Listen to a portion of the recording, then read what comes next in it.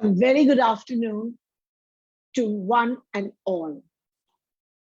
I'm delighted to welcome you to a new episode of Futuristic Education, our web series dedicated to 21st century education.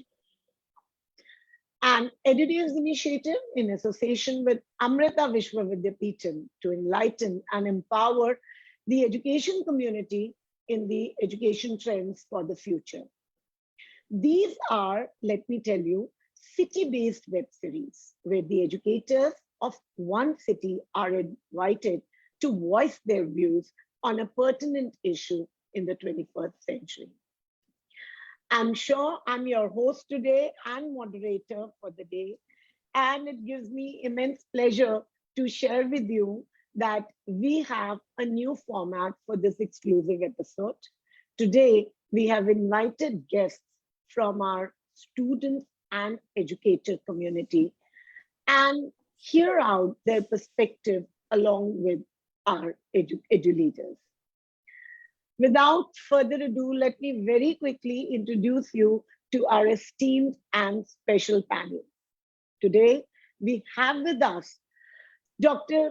Prashant Nair, who is an associate professor at the Department of Computer Science and Engineering, Amrita Vishwa Vidyapeetham. He has over 20 years of teaching and mentoring and experience and academic administration experience as well. Let us now welcome Ms. Poonam Gautam, who leads St. M.R. Japuria School, Kanpur Road in Lucknow. She has been an educationist for over 25 years. From Lucknow, we also have Ms. Gunjan Mehrotra, Director of VIPA Solar, working passionately towards making sustainable development goals in education a reality. Welcome, ma'am. And now, introducing our special guest, Ms. Padmani Das, who is a faculty from Department of English at GD Goenka, Gurgaon, representing the educator community and a very close and old friend of mine. To voice the student group, we have Ms. Ayushi Ladda, an undergraduate of liberal arts and a recent pass out, and Mr. Madhav Kandelwal of grade 11 GD Goenka. Welcome you all on today's discussion on social media in the classrooms. To quote Ted Cashmere, founder of Mashable, an international media organization, he says, and I quote, "We are living at a time when attention is the new currency. Those who insert themselves into as many channels as possible look set to capture the most value." I completely agree with Kashmir, and I also validate the growth of my organization, Edudevs School of Inspired Teaching and Learning, quite reasonably to social media. But today, we are talking about integrating social media in the classrooms and not merely about the likes and external validation. This is true for our education system, and our teacher-students connect as well. From Twitter to Instagram to Snapchat and even WhatsApp, today's students, that is Gen Z, are more connected through social media platforms than ever before. Not only that, we see that parents are connected there as well. However, teachers have been a little reluctant to incorporate the social media as an educational technology platform in the classroom. So what's stopping them? Is it the traditional mindset that as we adults, social media will be a distraction to our youngsters rather than a tool in the classrooms? Well, this has been found inaccurate when teachers are knowledgeable and know how to properly integrate this in the classrooms. When we did research, we found out that most of the teachers' responses were that how do I integrate social media into my classroom? And second, how do I ensure that students are responsible digital citizens? And let me tell you, using social media for learning purposes is not about how many likes your post has, but it's all about a platform which gives you an opportunity to explore, experience, and share your desires, hopes, and aspirations. Without much ado, let me start with this today's discussion and not open the or spill the beans. Now, to our panelists, the first question I would address would be a question which will be addressed to each one of you, and we will be seeking your perspective on this particular issue. So we see that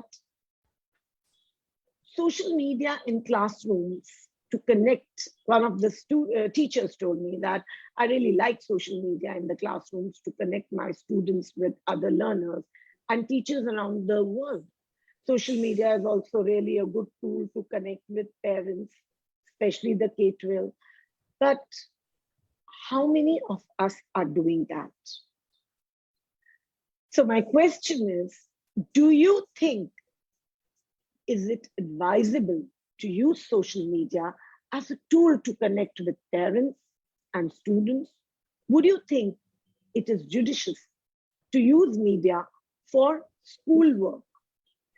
I would first request Ms. Gunjan Mehrotra to answer this, followed by Ms. Gautam, and then Dr. Nair, then Ms. Padmini, followed by Ayushi, and finally by Madhav. Yeah. Yes, Thank you so much. I would say being offline in today's world is a luxury, actually. Just flashback to March 2020 and think of our mindsets at that time. So all the regular traditional mindsets of the 40 plus people have been smashed at the onset of the pandemic. We have been sulking at the economic issues. We have been sulking at the health issues, the setback that education has received. But minus social media, we would have been pushed back to the year 1920 when Spanish flu had gripped the world. When for a long time people like none of us was alive at that time, but we are sure that education must have had a major setback because of the Spanish flu. So 20 years after the Spanish flu, when COVID hit all of us, it was only social media that allowed all educators to stay afloat. In fact, many educators, many teachers lost their job. People who were not very good at using social media, people who were not very good at using online systems, people who were not happy to communicate with parents, people who were not ready to receive calls from parents, from students, they were not able to cope up with the situation. For the past 2 years, this entire fabric of growth, the entire education system, the entire economic system has been hanging. And thank God that we have not given up. We can still stay afloat, mainly because of the existence of social media. So it is unfair to write off social media saying that it is a total distraction, as long as we use it as a tool, as you said. Because when we were very young as students, we were often given a topic for essay writing. Science, how can you use science as a good slave or a good master? If you remember, is science a good slave or a good master? So I would replace boon or bane, right? So I would replace science here with social media. Social media is a very bad master. It is. I will say it's not a very good master. If we just surrender ourselves and look for validation from the people around us, then of course we are not doing the right thing. But if we are sorted and we are able to train the generation next, the alpha generation, to use social media as a tool, as a slave, then there's no end to the progress that humanity, the humankind can achieve. Because gone are the days, it is not possible for us to exist in today's world if we are like, I wouldn't say that you cannot exist, but you cannot thrive. You cannot be a very successful person if you divorce social media from all kinds of sectors. So social media is somehow necessary for us now. But yes, we should be very we need to educate everybody, people who are dependent on us. We need to educate them and ensure that they use it the right way. Thank you so Thank much. you. I think, yes, we all resonate. Let's hear it out from Ms. Poonam Gautam. Yes, ma'am. Good afternoon, everyone. I also agree with Gunjan ma'am that yes, social media has turned out to be a boon during the pandemic. Otherwise, we would have been totally at a loss what is to be done, how it is to be done, and how do we go about it. And this has really come very handy for all of us. But yes, we need to be cautious with the usage. The way every coin has got two sides, social media also has got two sides. How we use it depends on us also, but an awareness is essentially needed to use social media in a positive way. So for this, we need to make our parents, our children, the society aware of the boons and the negative aspects, the positive aspects, everything about it, so that these goodness is taken in the right path. Yeah, very true. I think what you're saying, that we need to, educate, and we need to be cautious before using social media. Let's hear it out what Dr. Prashant Nair has to say about it. Yes, sir. Yeah, thank you, Devyani ma'am. So I just want to echo what Gunjan and Poonam were also alluding to, the fact that we have to be cautious, we have to be judicious. Let me just belt out some facts. See, love it or hate it, you cannot ignore it. I make this quote, love it or hate it, you cannot ignore this. Today, there are 3 billion folks on Facebook, 3 billion folks who use Facebook on a monthly basis. You add the Chinese Facebook Weibo onto the mix, you have another 1 billion folks. 1 out of 2 people on the planet has got either a Facebook or a Weibo account. Now look at the other social media also. Today, every day, the people watch 1 billion hours of YouTube videos, 1 billion per day. And there are 1 billion users of YouTube at any point of time. If you look at other stuff like WhatsApp or Instagram, they're all veering towards 2 billion. So how can you ignore this huge community? I always say, if Facebook was a country, it is the largest country in the world, bigger than China and India. You cannot ignore it. So you have to leverage it to the best possible way. As also, you should be judicious. I do not deny the fact that there are pros and cons. So we have to discern our ways to be able to judiciously use it for the benefit of the society. Yeah, very true and very well said. I completely resonate. And thank you so much for updating us with the facts and figures. And I'm actually amazed. This is in billions, whether it is people using or whether it is the hours that are being registered. It's like 1 billion hours. Thank you so much, Dr. Nair. Let's hear it out from Ms. Padmini Das, because I'm sure that she is there, right there in the classrooms. And let's hear her perspective. Let's see her pain on that, because there are other perspectives. And yes, Padmini, yes. Thank you so much, Devyani ma'am. Thank you. While I agree with Mr. Nair, Ms. Gunjan, and Ms. Poonam, while I agree wholeheartedly that social media is an unavoidable situation. Children are using it. I would say that if I bring social media into the classroom, it will be sort of legitimizing its use. And the teens, the preteens, teenagers, they are emotionally very fragile people. Now, with whatever little knowledge I have about social media, I would say that you are making them shape their views on the opinions of others. It will diminish creativity. It will become more opinionated. You are afraid to voice your opinion. See, it is a boon or a bane.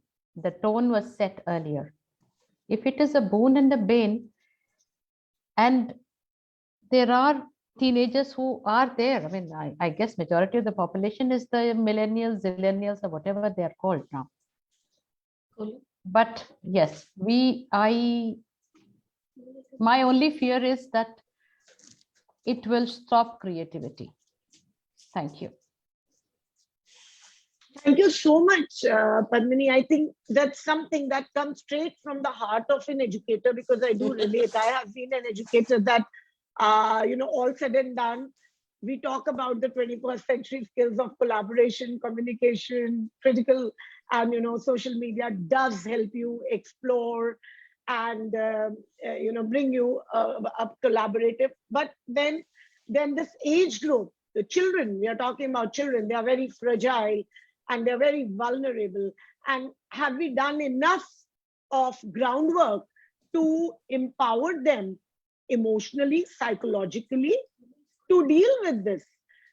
So let us hear it out, what Ayushi and Madhav has to say, because let's see how they respond to this and how they are handling. Let's take the students' perspective, which becomes very important. Ayushi and Madhav do represent the student community on this webinar today. Yes, Ayushi. Hello, good evening, everyone. So I definitely, what Gunjan ma'am said about a boon and a bane, in my high school or my early school years, I was given the aspect not of science, but of social media, that social media is a boon or a bane. So I have written those essays.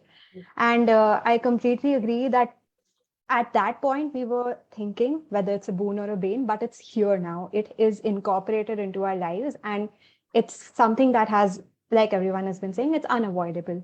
But imagine that you enter a completely new city and you don't know how the city works. And unless you enter a street, you don't know if it's a dangerous alley or a wholesome colony.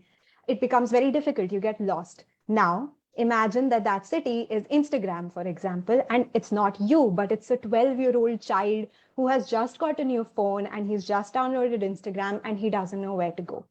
So my point is that instead of letting that child enter such a zone in a very haphazard way, what we can do is introduce these mediums as a mode of learning in schools before a student gets the impression of the wrong things that are happening in society.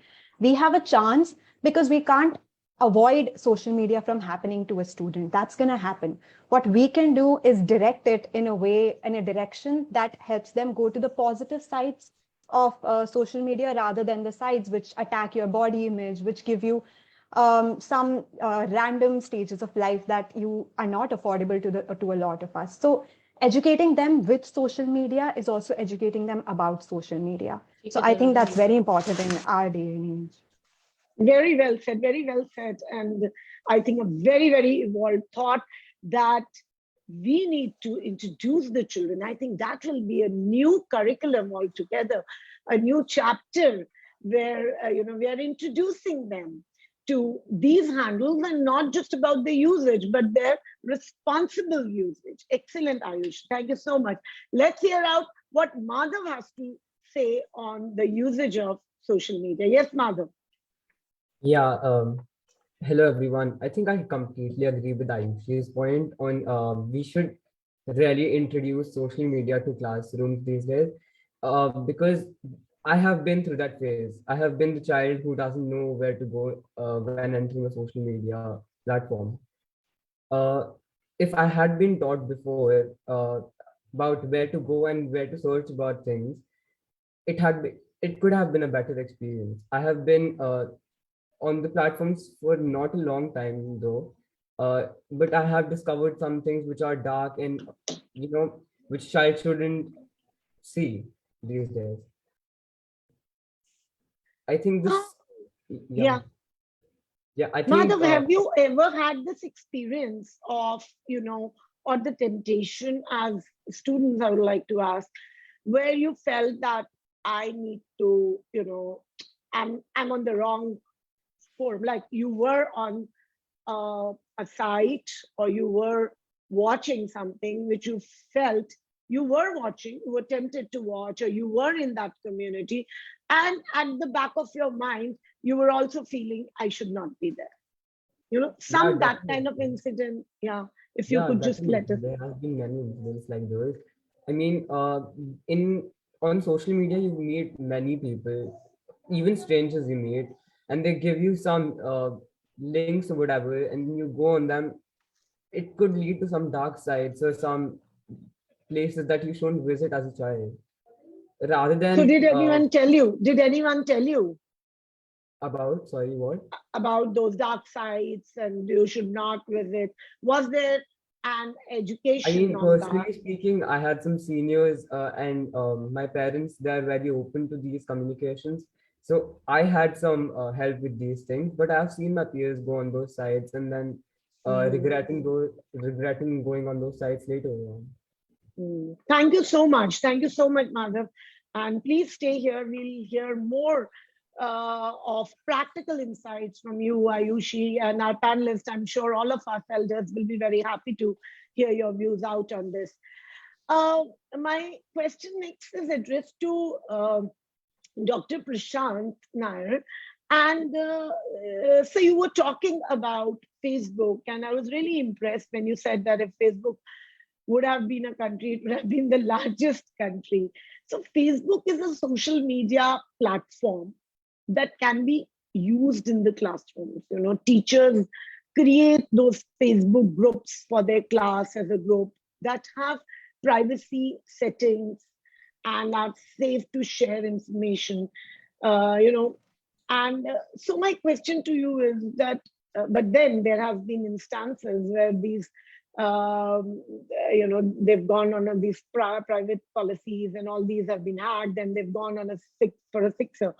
Could you just, educate us? Number one, would you recommend the usage of Facebook as a platform for learning? And two, would you also let us know about its pros and cons and the road forward? Yes, Dr. Nair. Yeah, thank you. Absolutely, because, as the community is very big and you have a very good chance for collaboration, that is one aspect of it. Now, when you're talking of a Facebook private group, there are in-house privacy settings. And it is the folks inside the group only get access to the page. They are only able to exchange messages. They are able to pass private messages. They are able to give announcements, and all the kind of resources, links for the resources of the class. Even there are alerts possible. Like, if there is a page, a Facebook community, the parents can get an alert. Oh, tomorrow there is a, you have to ask your ward to come in this dress because we are having a parade. So a lot of pluses are there with respect to usage of these groups. And there are in-house privacy settings. But having said that, now where does this go wrong? Where does it go into the dark side is, we have to build what is known as a digital etiquette. Now, ultimately, who is in the group, it is a parent, it is a teacher, it is a student who is there in this private group. That every person who's using the group has to maintain some kind of digital etiquette. You should know where to, not to mix the personal and the professional. personal stuff should not be put there. It should be very responsibly put. Now, my own experience, I'm telling you, the university that I am in, that is Amrita Vishwa Vidyapeetham, is India's #1 private university. Our focus is research for society. And let me tell you, many of our research accomplishments have gone viral on social media, and that has helped us build collaborations. So, the social media is here to stay, but we have to be very careful. There are pluses, minuses. I can even list down the minuses. There are scamming, flaming, fake news, phishing, strangers coming on to social media. There is cyberbullying. So many issues are there, but we have to educate everybody. I would strongly say digital citizenship, digital literacy, so as to speak, should be a compulsory subject for all school children. That would be the way to solve this. I think very, very well said. Number one, digital etiquettes, which also relates to digital literacy, that needs to be, so I think this has to be incorporated in our curriculum. And the second is that we do realize that social media is here to stay, and we can't shun away. We have to find out via medias to it. Can I very hurriedly hear it out from Padmini? Padmini, do you have a Facebook page with your students, or are you with them, or have you ever used it for your purpose of disseminating knowledge? Ma'am, well, on this platform, it is wrong to say so, but I am not on any social media. No, it's completely fine. It's completely fine. That's why we want perspective. Yes. So I rely mostly on person-to-person interactions. It's better for me. And if I go back to what Mr. Nair has said here, that we need to have etiquettes, the digital etiquettes.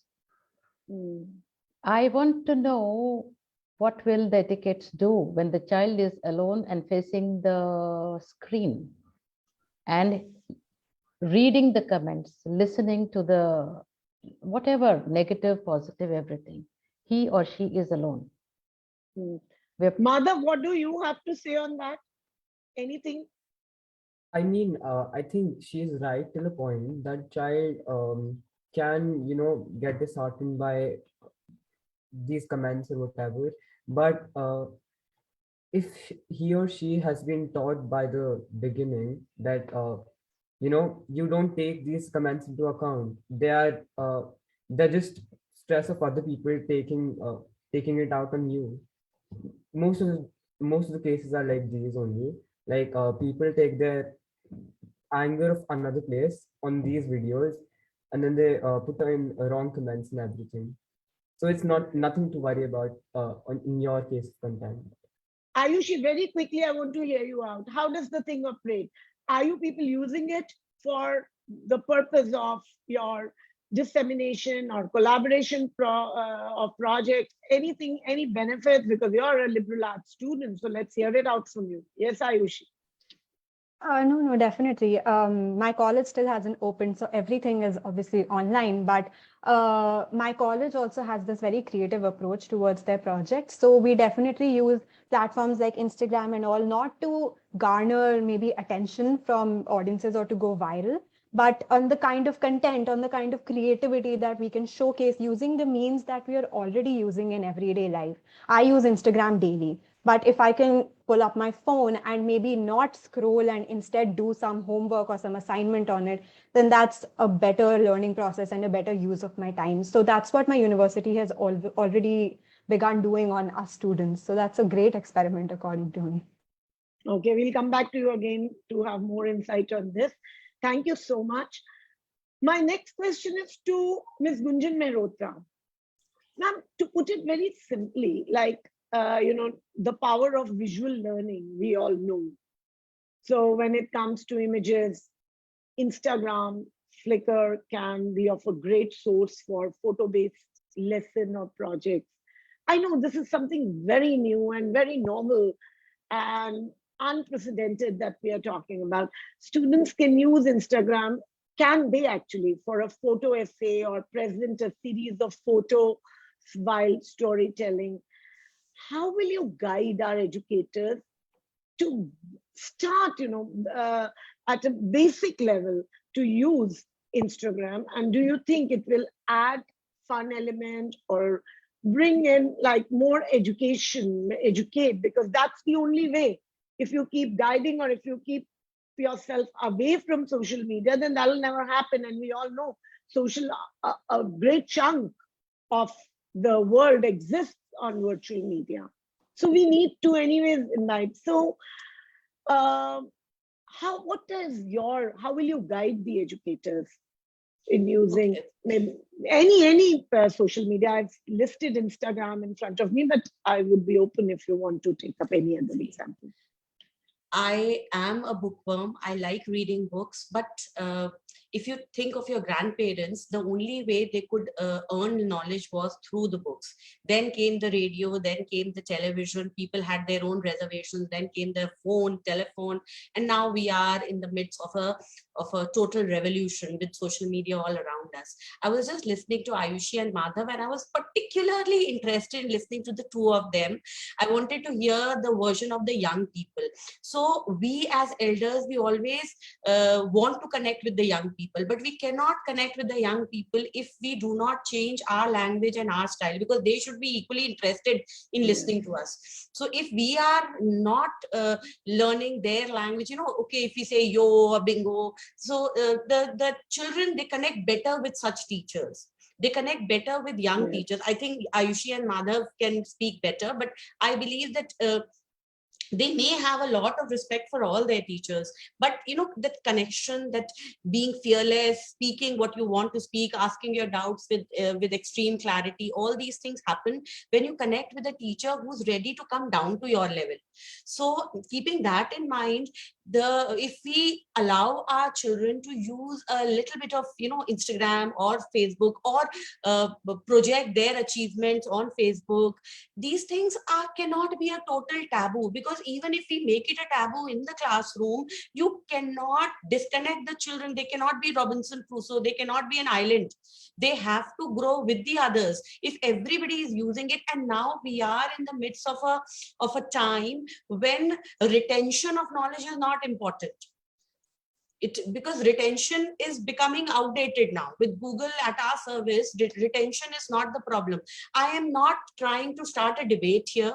I'm just trying to say that to connect better with the young people, it is okay to allow a little bit of social media, because the most important, I'm not saying that the entire thing has to be ruled by social media, because experience and traditional style has its own importance. During the online classes also, the children missed their teachers, the physical presence of the teacher. So I'm not saying that everything can be done by social media, but yes, using it as a tool, I'll repeat, whether it's Instagram or Facebook or Twitter. Okay, why not write a letter to the Prime Minister saying that this has been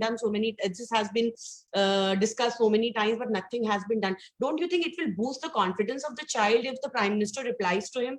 That is a way of becoming smarter, becoming up to the minute, professional. And these children are going to face a lot of competition. When my children, if my child is 10 years of age, after 10 years, after 2030, I'm sure he'll not be doing the job that many of us are doing. It's already stated that 65% of jobs will change. They are not even invented.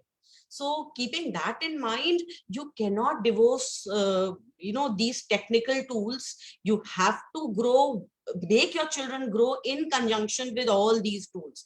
You simply cannot ask the children to depend entirely on the traditional style of learning. That is going to make them lose out on a number of things, because Discovery Channel used to be such a nice way of learning. So why not learn through the different sites that we have? It's okay. Treat it as a slave, and it's going to solve the purpose.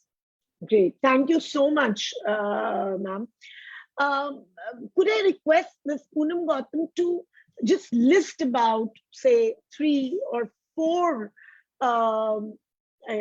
guidelines, or maybe 4 pointers where social media in classroom can be purposefully integrated if you could just let even 3 would be fine. If you could bang on, tell our educators, yeah. because there are lots of them. Yes. I was just going through the chat box. Mr. Arun has very rightly said that for anything new, there is always a resistance. And if Yes. I talk of today's time, students know more than the teachers. And there's another question by Mamta Thakur, that how to legitimate the social media in classroom. Here, I would like to tell everyone that CBSE is already in process, and NUPA has started incorporating the syllabus, which is quite related to that. And if I talk of bringing social media into the classroom, it's already being followed. Like, I am the principal of Seth Emma Jaipuria School. The school is totally on Wi-Fi. We have the teachers' content, the teachers' lesson plans. They have the link of like, suppose I'm teaching a chapter and they have the link. It can be from the Discovery Channel, it can be a YouTube link, it can be any link, and the teachers have to use those videos. They click on the link and those videos are played in the classroom. So we cannot ignore the social media. We cannot do away, like what Gunjan ma'am has just now said, we cannot divorce the social media. We have to live with it, because now is the time of artificial intelligence. See, Right. I'm living in Lucknow, I'm living in India. I might work in a firm where my firm might be maybe somewhere in Kazakhstan, and my boss might live somewhere Yes. in US. So you don't Yes. know. You might not even see your bosses for your lifetime, but yes, you are working under them. So it's high time we need to prepare our children for tomorrow, and we have to accept them. We have to initially many of us, like even I as a principal, I as a teacher, I was like quite not very comfortable in handing over the mobiles to the children in the school, but we have to accept them. In today's time, as of today, if I say, I am telling the parents, please give a nice handset to your child so that the child is able to browse it. But yes, along with this, we need to be alert. The parents Very as good. well as the teachers, all of us. And we need to make our students understand and realize their responsibility. We cannot be their watchdogs all the time.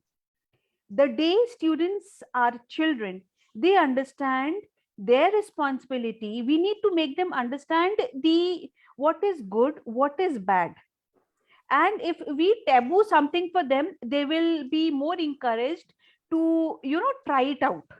हम जिस चीज के लिए मना करते हैं, बच्चे वो काम जरूर करते हैं. Then why not?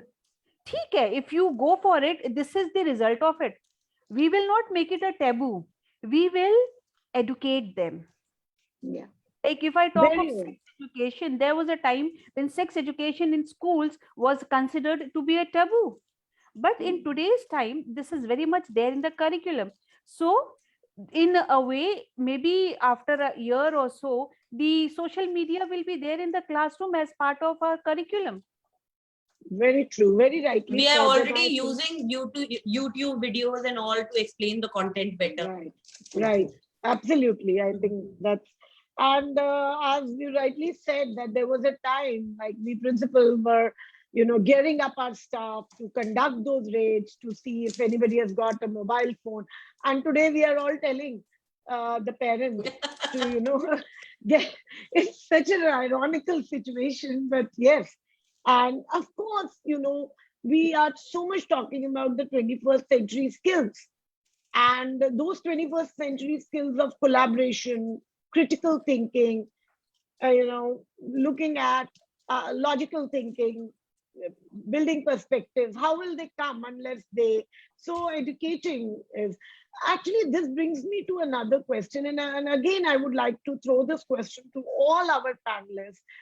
We were talking about digital citizens, netizens. The moment, we talk about the term citizen comes, the word citizen brings in a lot of responsibility, a kind of conduct. So what is digital citizenship or who are digital citizens, number one. And number two, that how can we educate both the teachers, the students, to become with the concept of digital citizen. As ma'am said that CBSE through New PI is on the verge of incorporating this syllabus. So I think the first lesson has to be of digital citizenship. So I begin with Dr. Nair here. Yes, Dr. Nair, you had first spoken about this. Let us hear it out from you. Yeah. So as I mentioned, I emphatically feel about the need for inculcating digital citizenship in the curriculum. Now there are two aspects to this. I also echo Padmini ma'am's focus that yes, a child is alone and there is nobody to guide that student. I am very well aware of that fact. But when I'm talking about digital citizenship, there are two parts to this. One is, how do you remain safe? That's the first aspect. How do you remain safe? What is your online safety? You need to be safe. You need to be cognizant of risky behavior. You need to stay clear of things that you're not supposed to see. You need to know what is a scam. You need to know what is a fake news. You need to ascertain who is a cyber bully and stuff. So there is one aspect about the safety aspect. The second aspect is, when you are a digital citizen, you have to follow some protocols. Now, one aspect is, of course, etiquette. How do you behave online? Second is, what is your footprint? Whatever you put on social media sticks. I mean, you can delete it maybe from your page, but it will be available in somebody else's page if that person has shared it or liked it. So what is your digital footprint? How do you maintain your digital footprint? Because it's going to stick throughout your life. And finally, the wellness aspect is there. When I say wellness, anything too much is a bad thing, right? A lot of Amrita will become poison, right? So, I'm translating from Malayalam proverb, too much of Amrita is also poison. And we have to be able to, give that digital wellness, digital etiquette, and digital footprint. That is a second focus of digital citizenship. Now, I also wanted to add one very important point: the teacher. The role of the teacher has changed. The teacher is going to be an enabler and facilitator of learning, and the teachers have to adapt. That's why. With that, I hand over. I think very well said, bang on that. And something very new which I heard is digital footprints. You have to be very cautious of what. And two is that teachers are the enablers, because so teachers, whether they like it or they don't, they will have to eventually come on this platform. And they are the ones, because the direct interaction is between the teacher and the student. So there is a lot of responsibility that lies on the teachers, and they will eventually have to adapt to this. And but also that is, of course, that will be an add-on burden to the teachers, because it was much easier to open the book and teach a lesson. Let me very quickly hear it out from Padmini ma'am. Padmini ma'am, eventually we will have to adapt. So if I say that, what are those 3 lessons you would want to teach, or you would want to tell your students to responsibly use social media? What would that be? Thank you so much, Devyani ma'am. But I think we are oscillating between the need to bring social media into the classroom and or to use the digital platform as a medium of acquiring knowledge. So I would like to know that if we are debating on bringing the social media into the classroom, then, or we are already using. Today's we are only talking about social media. Digital and online virtual teaching, that is, digital platform is already there. We are talking about bringing social media in the classrooms, because coming world will be a digital. So if you have to tell your students about how to be responsible digital citizens, what are those two things you would tell them?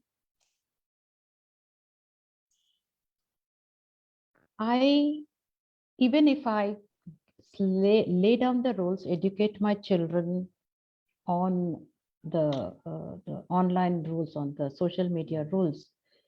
Again, I am reiterating on the fact that once you open up the screen, the child is alone with the screen. It is screen and I. So, although it's a hesitant entry of social media, it would be a hesitant entry of social media into my classroom. I would ask the child, I have to go back on my words and say that it is a step between the deep sea and the devil. Why? Yeah. I am not able to pinpoint it. I am only seeing the widening gap of communication, which is already existing in the families because of the social media. Each one is lost with their phones in their own bedrooms. And whatever little human communication that we have here in terms of spontaneity, laughter, body language, it's lost. So if at all I were to bring the social media into the classroom, since I'm an English teacher, maybe I would go for a storytelling, but ask the children to face both the bouquets and the brickbats. Yeah, and maybe you would tell the students to refrain from and use respectable language and refrain from any kind of abusive or slang. Here I come to Miss Poonam Gautam and Miss Mehrotra. What are those two lessons you would want to give to your students, and to Miss Mehrotra, two lessons to the teachers? How should the teachers kind of adopt and adapt? So here we are not just talking about adapting social media, we are talking about making their students responsible digital citizens. That is the need of the hour. That is our problem that we are facing. Yes, Ms. Poonam Gautam. Teachers are interacting with the children more than the parents. Like children listen more to their teachers.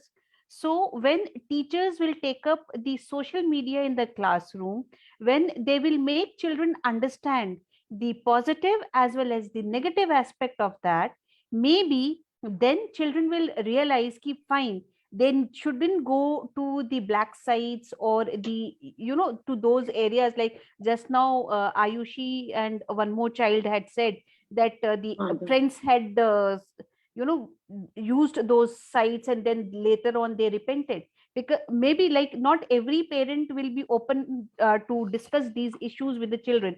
But here the teachers will have to play the role of the parents also at many places. So we need to make our children understand. And then secondly, we don't have to make it a taboo. If we will make it a taboo, then children will be encouraged to experiment it further and further. And teachers will have to update themselves.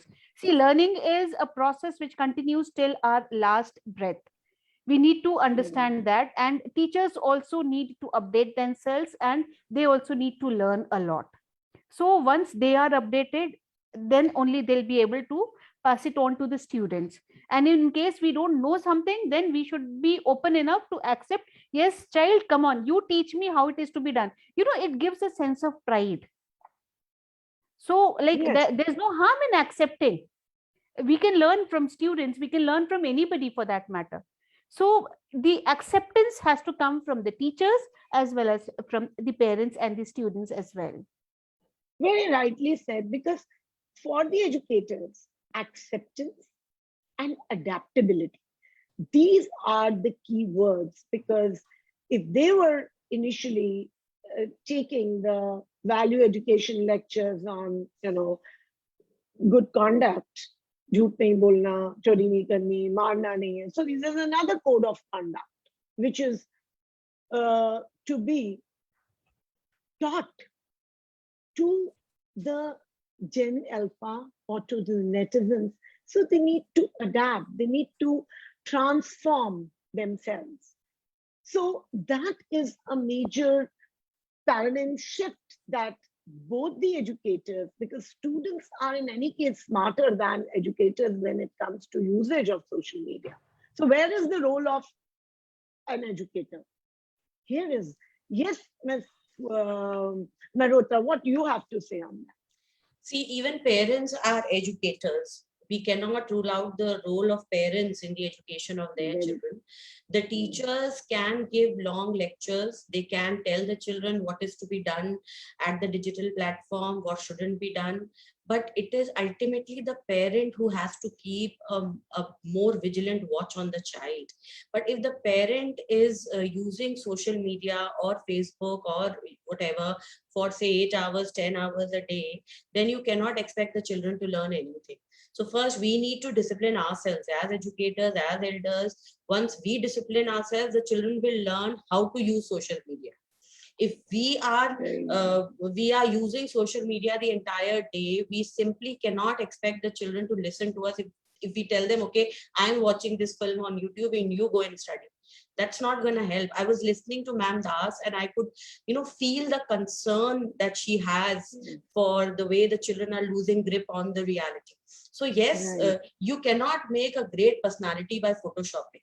You become a great personality only when you know the reality, the requirement, and at the same time you understand how and what has to be done in what quantity. So we as educators, as parents, we have to set the right example for our children. That is the only way through which we have to tell them, see, there are so many sites that can inform us about numerous things. So we ourselves need to be well informed. Yes, ma'am, Gautam was right that we can take the help of children at a number of places, but we have to regulate our habits. What the children see, they learn. That's as per me, that is the only way that we can ensure the judicious use of social media. Very well said. They learn what they see or they learn what they live. So big responsibility on the educators, on the parents, how they use their social media, what images, again, judicious use, how they are reacting on it. Because here we've been talking about, the demerits and the concerns, but we also see there is the deliberation will be incomplete if I don't highlight the many benefits that we have been receiving and of through social media. Now, social media and technology are integral parts. They have become integrated. You look at ordering food, ordering, your transport or any kind of we live, it's there in our drawing rooms, it's there in our bedrooms, it's everywhere in our life. Implementing these into the classrooms feel more natural, honestly, than ever before. And post-pandemic, it's none of the social media is the same as it used to be. And social media enables, we see more e-learning opportunities. Children are able to there and then look at, feel, explore the concepts much better. So can you recommend, Dr. Nair, and in fact later on all our panelists, 2 benefits of using social media in the classrooms, not generally, specific to our educators? And this is my last question, and then we will move on to our educators. The educators will be themselves asking questions to the panelists. So could you recommend 2 benefits of using social media in the classrooms? Please be very specific. Yeah. Yes, Ms. Gautam. One is communication and collaboration. It's a very good avenue for communication and collaboration in the community, that is the teachers, the parents, and the children. Number 1. Number 2, there is what do you say, bragging, bragging, or rather publicizing your achievements. And I'm just giving you a use case. You students are doing an awesome project. There are 30 students, they made 30 projects. One of the projects has got a outstanding outcome which the world deserves to know. So that is the second part, the publicizing part. So number one is collaboration and communication. Number two is the publicizing. I think very well. Yes, Ms. Gautam, what will be your instructions or two merits or benefits which you think would be of social media?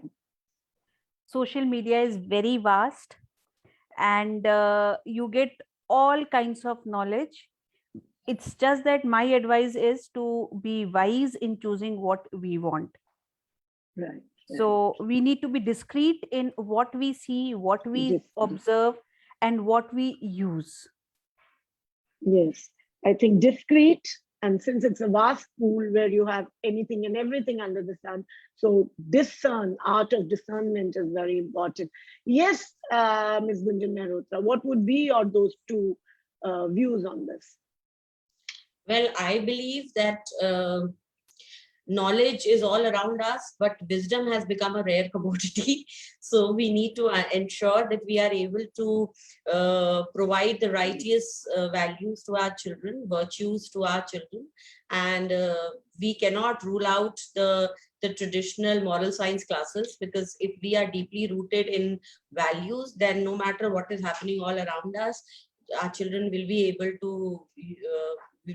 to make the maximum use of everything, every gadget, every technical support that they have, but still retain the goodness, the values that they must.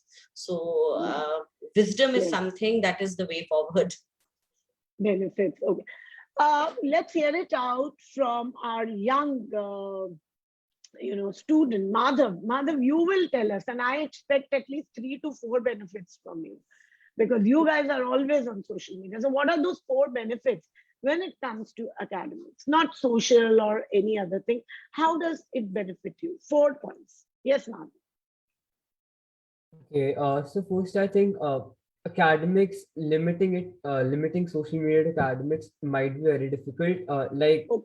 In classrooms, we limit ourselves to a point that we can't learn beyond this, because we'll continue this field in the future. But in social media, you can learn more and more stuff about it without limiting yourself to a point, Right. So that's, one is learning is, better. Yeah. It goes beyond the textbook. Second, how has it benefited you? Yeah, because I want to hear it out. This is all about you, who are the people who are, the torch bearers. So what else? How else has it benefited you? Well, in classroom, academically, unacademically, in classroom, in your personal life, benefited you in your personal life? Okay, in my personal life, I think social media, obviously, me being a new student to my school, like I joined my school this year, I wasn't able to connect. Obviously, there was no offline classes because of the pandemic. So I wasn't able to connect much with the students or the teachers. Social media has allowed me to know about them and talk to them, know their thoughts, and gain more knowledge. So communication and collaboration. So going beyond the textbooks, communication and collaboration. Anything else?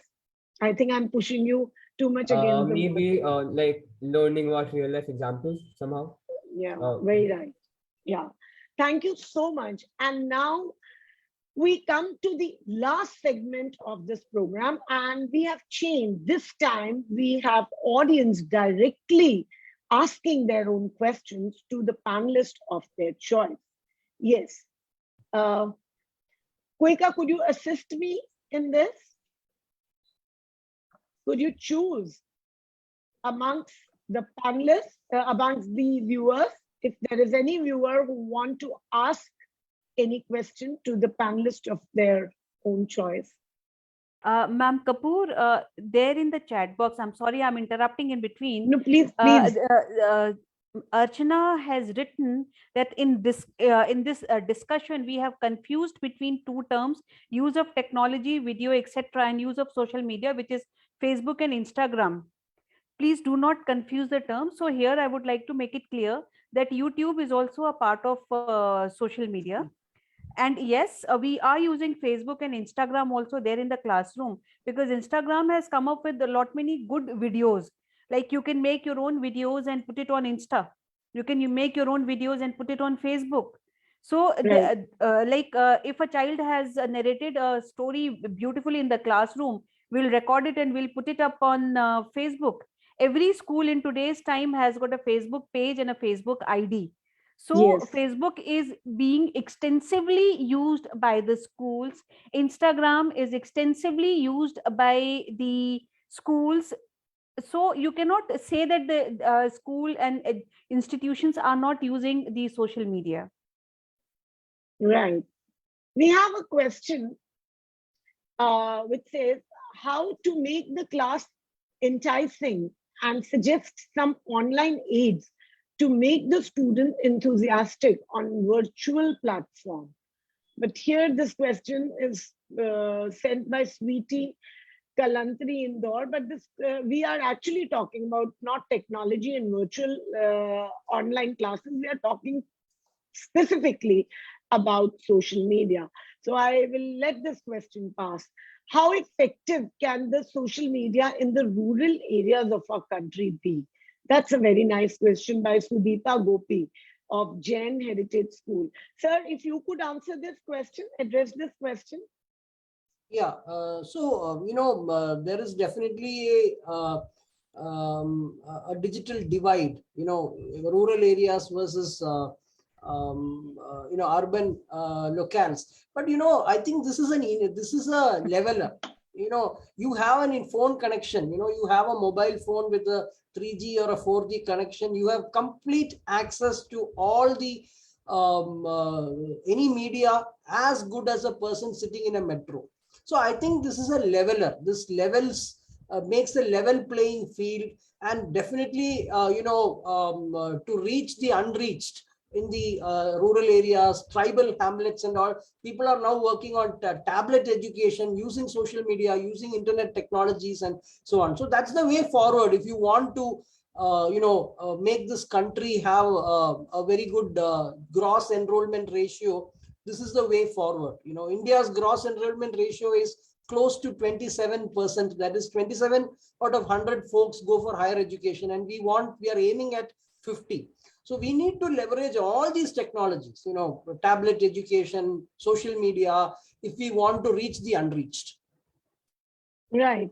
I hope Sudeepa Gopi would have got clarity on her question. There We is also another have question. Ms. Ritika Bandari who would like to ask a question herself. Yeah, thank you, ma'am, for the opportunity. There are questions about using social media, and there are people who are getting confused. So I would like to just suggest that even making podcast is also a social media which has not been talked about. So we can use that particular platform. We can share, small stories. Our kids can make small stories and, come up with some podcast. And secondly, WhatsApp, I think every one of us is using for our class activities. So that's again a social media we are using. Just wanted to broaden this point. Yeah, very true. Thank you so much. Vika, do we have any other participants who would like to? Ma'am, we have Ms. Mamta Thakur who would like to ask a question.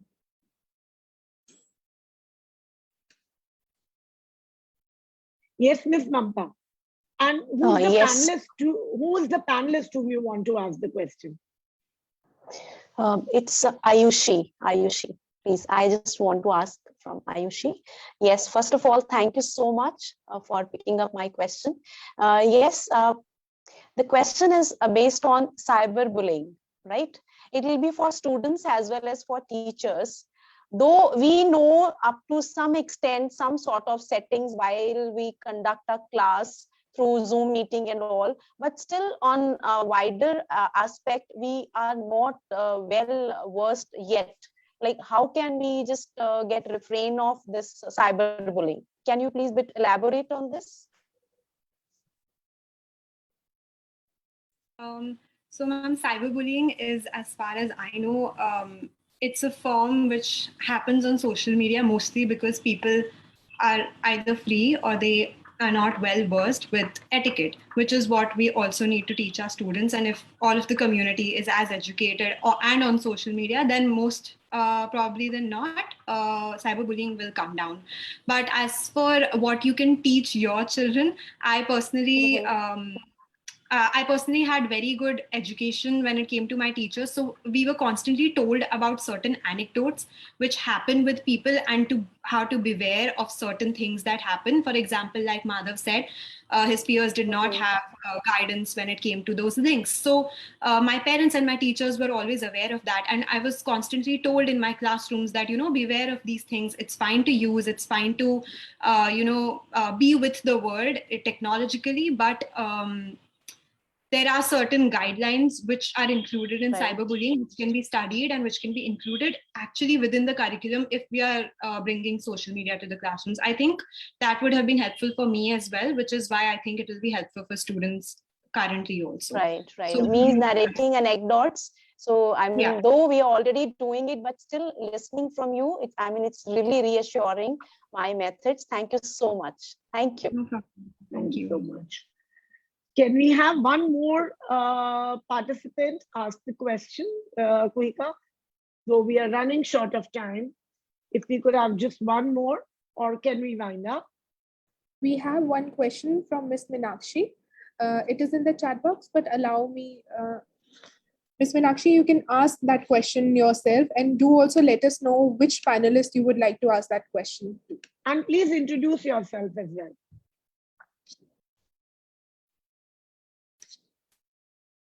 Yes, good evening all. Good evening. Am I audible to everyone? I'm Meenakshi Mohan from Shamford Futuristic School, and I want to congratulate Devyani ma'am. Ma'am, very informative. Always your sessions are very informative. Now I want to ask one question, and my question is like how artificial intelligence is helpful to use social media in our classroom. And my question is to Mr. Dr. Prashant Nair. Prashant sir. Yeah. Yes, because I think he is competent to ask that, answer that Yes, question. ma'am. Yes, ma'am. And I wanted to know. Yes, ma'am. Yeah. Excellent question. Yes. Thank you, Meenakshi. I wanted to just, there is a formula, AI plus X, artificial intelligence plus X. This X can be anything under the sun. It can be Hindi language, it can be Sanskrit, it can be classrooms, teaching, it can be anything. So artificial intelligence is going to change everybody's life, and there is absolutely no field that is not going to be impacted by artificial intelligence. Now, when you talk about social media, there will be analytics. When you're using social media analytics or you're using online tools, artificial intelligence will be able to predict and tell you that these are the things that are going to be hot. These are the things that are going to be more relevant. These are the concepts that have not been understood well by the students, and maybe they may even be able to predict why. So it is AI plus X. X can be anything and everything under the sun. That's my answer. I think we are running short of time. Yes. Thank you so much, sir. Thank you. Thank you. I hope, Meenakshi, that you would have got your answer. With this, we come to the end. The use of social media presents both advantages as well as challenges. Mostly, its benefits are seen in terms of accessing course contents, video clippings, transfer of the instructional notes, etc. and etc. We also saw in the deliberation that as parents, as educators, we need to adopt and adapt to this transition. We need to be prepared for the 21st century futuristic education. And only then we will be able to guide our students. With coming to an end with this, and thank you so much, all our panelists. A special thanks to our young students, Ayushi and Madhav, who were called at the nick of the time, and I think we got a wonderful perspective from you.